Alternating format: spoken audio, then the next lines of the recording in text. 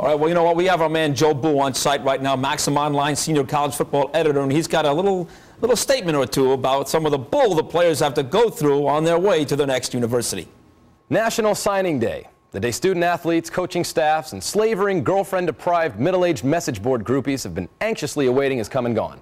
But at what cost? With the smoke clearing on another successful recruiting season, it's time we assess the damage to our collective soul sustained after 2 months of private jet escorts, surf and turf eating contests, and stripper-moderated campus orientation seminars.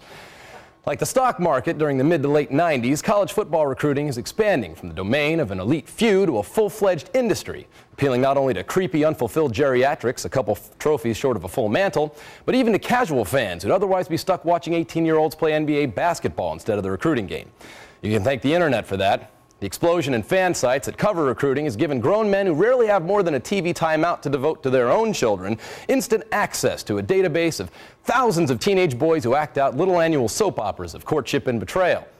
You can also thank the internet for amplified tension between rival programs, the proliferation of rumor, and the inability of helmet manufacturers to keep up with the ever-increasing size of the modern five-star athlete's head. Fan sites are not only chronicling the recruiting process, they're influencing it. For blue chippers like Willie Williams, who crave the attention garnered during recruiting season, these fan sites are like a 12 lobster tail dinner of exposure, feeding bottomless egos and making nationally recognized names of kids who are only just now getting used to going to R-rated movies alone. Now the business of transforming boys to men looks more like a real business with each passing year. The coach-player relationship better resembling a used car salesman, lollipop-shaped elderly widow relationship of guaranteed playing time, tailored playbooks, and unretired jersey numbers. Only kick the tires and you'll see less and less about growth, development, and academics, steering us further from the original charge of molding student athletes into productive, viable, non-sex offending members of society. Call me naive, but I think we should still cling to the premise that these kids are at school to receive an education, whether they are or not. Once you institutionally acknowledge that it's no longer the responsibility of a university to educate, you reduce college football to little more than a farm system, which no matter what the cynics try to tell you, it isn't.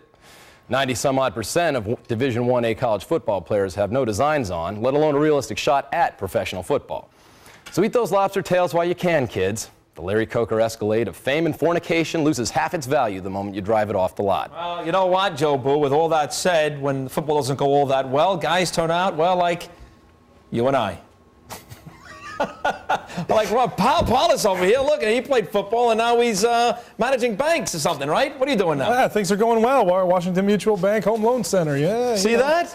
And how about you, Coach? You're not coaching now. What are you doing? I'm not coaching now. I'm taking care of my grandbabies. I got a good life. I got all day to do nothing. I start at noon.